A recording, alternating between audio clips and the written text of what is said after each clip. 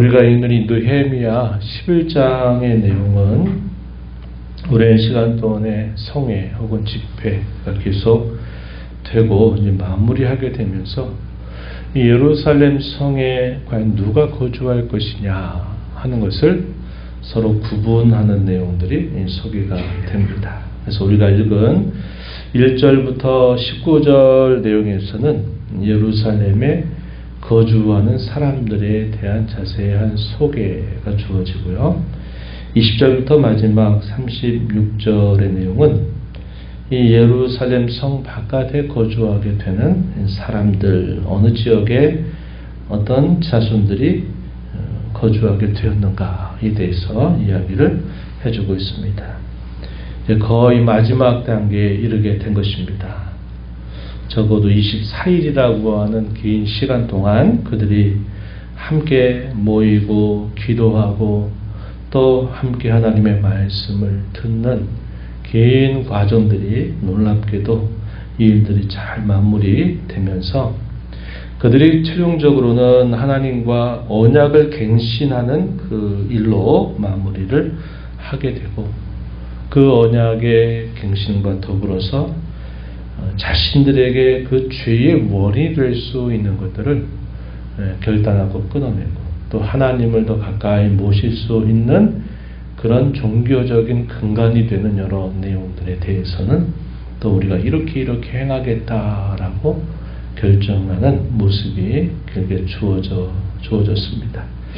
이런 내용들이 우리가 여러 장에 걸쳐서 함께 읽어봤던 일련의 사건들이었다는 것이고 그런 모든 일들이 마무리되는 것이 그렇다면 이제 이 완공된 예루살렘 성 안에 누가 거주하는가 하는 것을 결정해서 유다 백성들을 이제 살아가는 삶의 거주지를 확정하는 일이 가장 마지막 단계에 있었던 것입니다. 그래서 이 11장의 내용은 바로 그러한 내용들을 소개해 주면서 이런 긴 과정들이 이제 마무리되는 것을 우리에게 보여주고 있다 하겠습니다.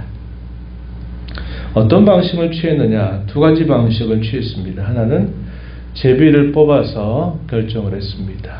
백성들 가운데 10분의 1은 예루살렘 성 안에 거주하게 하였는데 그 거주하게 하는 중요한 결정을 제비 뽑기에 맡겼다는 거죠.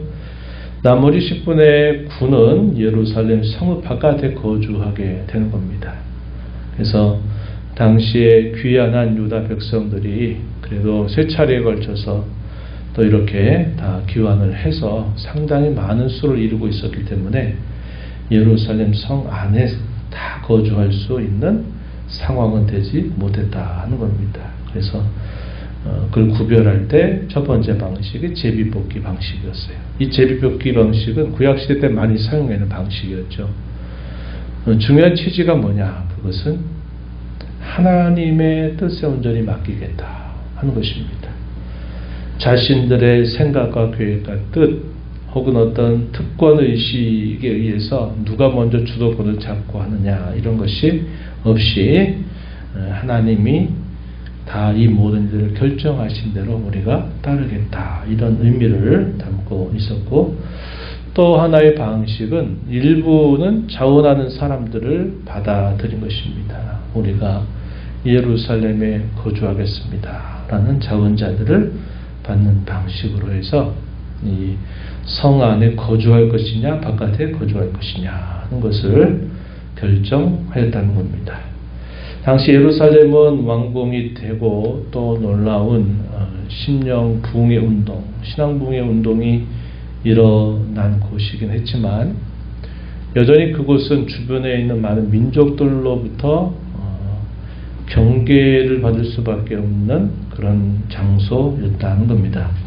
언제든지 이 성을 침략할 수 있는 그런 여지가 있기 때문에 그들이 이 성벽 공사를 세워오는 50일 동안에도 그곳을 떠나지 않고 한 손에는 일하는 도구 또 한 손에는 또 무기를 들고서 공사를 계속 하게 됐던 것처럼 이게 완공이 됐다 그래서 모든 대덕자들이 이제 다 끝났다라고 여기는 것은 아니었다 하는 겁니다.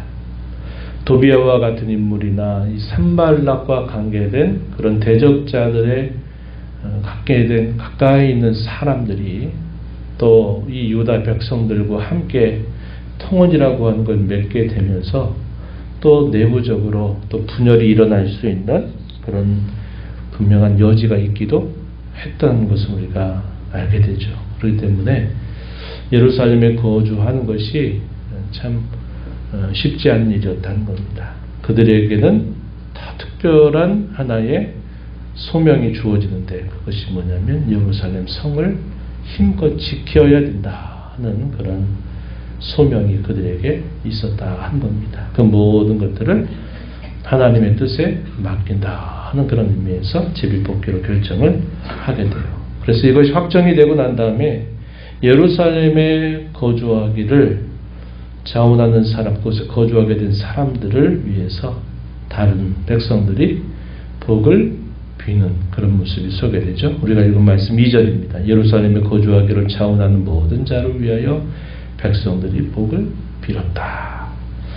그래서 예루살렘에 거주하는 사람들이 특별히 감당해야 될 일들에 대하여서 쉬운 일이 아니기 때문에 그런 일들을 특별히 자원하는 사람들에게 대해서는 그들을 향해서 평안을 빌고 복을 비는 일이 있었다 하는 것이고, 예루살렘 밖에 거주하는 사람들일지라도 그것도 하나님의 뜻에 의한 것이 되었기 때문에 또 그곳에서 역시 자신들이 또 감당하며 살아야 될 그런 분명한 소명이 있었다 하는 것을 우리는 알 수 있습니다.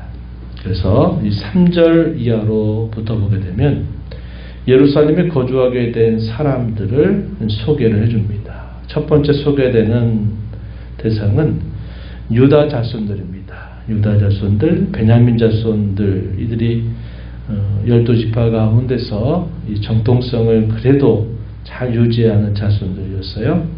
유다 자손들 가운데서 베레스 자손인 아다야, 마하세야가 중심이 돼서 그곳에 거주하는 유다 자손이 468명이었는데 이들이 용사들이었다는 겁니다. 이들은 성벽을 향해서 공격해 오는 그런 대적들을 향해서 생명을 걸고 그를 싸워야 될 책임을 맡은 그런 사람들이었음을 보여주고요. 7절부터 9절 내용에서는 베냐민 자손입니다. 왕족을 배출하였던 지파죠. 베냐민 자손들, 살루와 갑베와 살레라고 하는 인물들 중심으로 해서 약 1000명 가까이 928명이 이 예루살렘 성 안에 머물게 됩니다.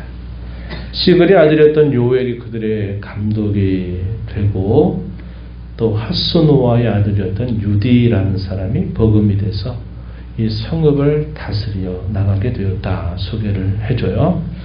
그리고 특별히 그들이 종교의 순수성을 위해서 또 역할을 해야 될 인물들, 제사장 그룹입니다. 제사장 그룹 중에서 여다야와 야긴, 스라와 하나님의 전에서 이른 그들의 형제에서 약 822명, 상당히 많수죠.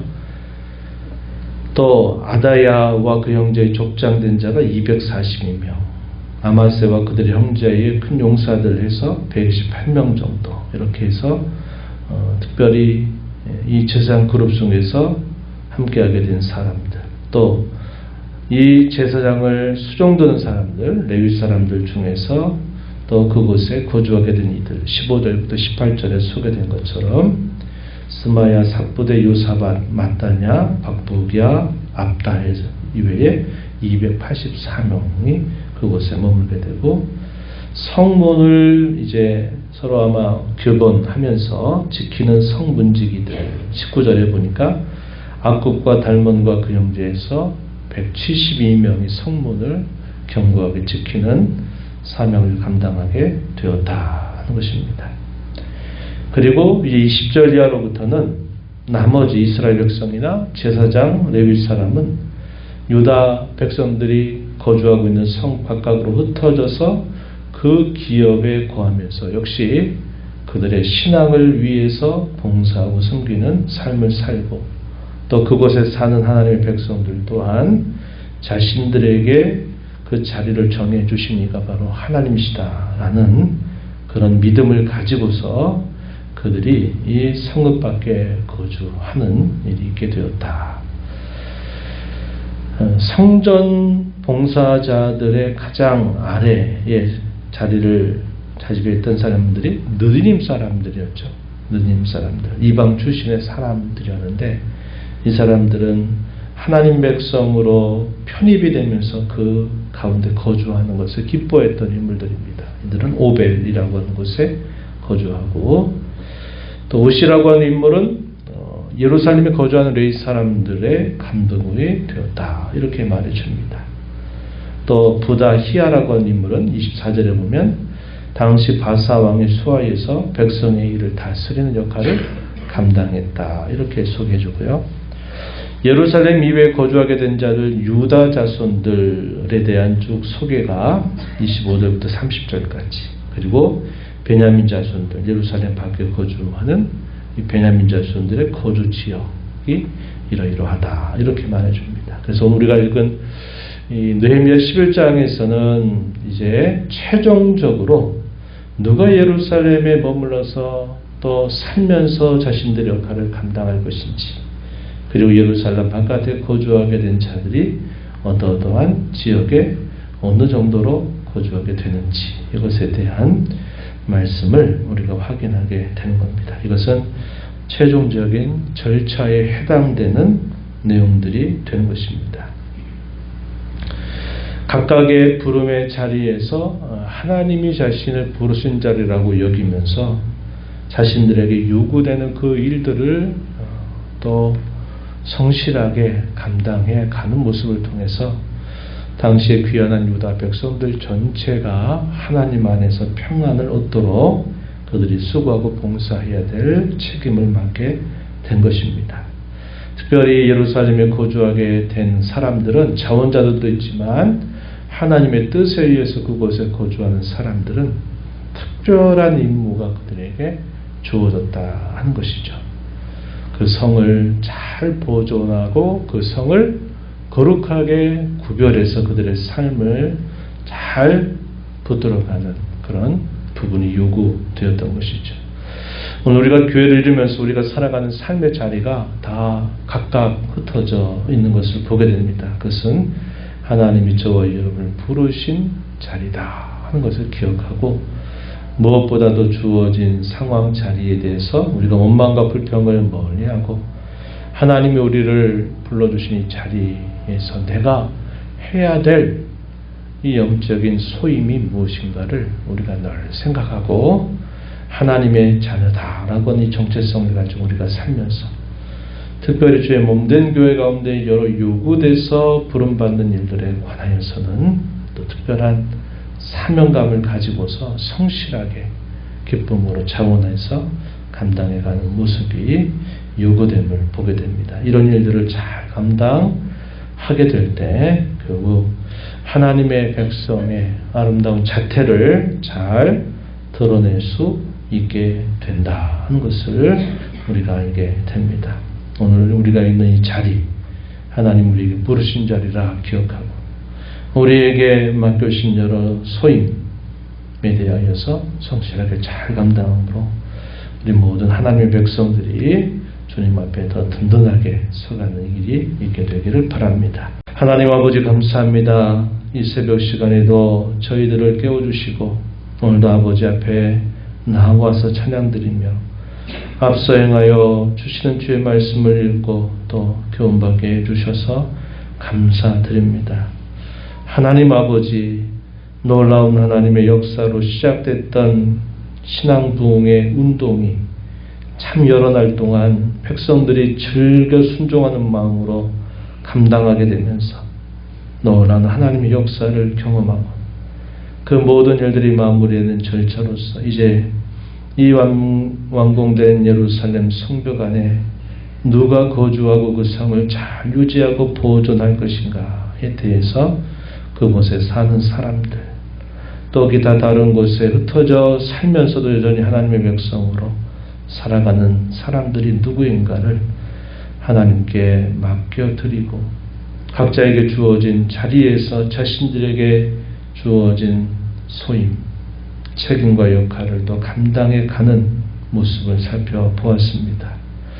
원망과 불평이나 다툼이 없이 자신의 주어진 자리가 하나님이 주신 자리로 여기면서 또 자신들의 삶을 살아갔던 것처럼 오늘 저희가 살아가는 삶의 자리 또한 하나님이 저희를 부르신 자리인 줄 알고 저에게 요구하는 삶을 하나님 앞에 기쁨으로 감사함으로 잘 감당해 가도록 저희들을 도와 주시옵소서. 몸된 교회에 속한 자들로 있음을 늘 기억하고 주께서 영광 받으시는 일들이 많아지도록 서로 마음을 합하고 하나가 되도록 하나님 저희들을 인도해 주시옵소서.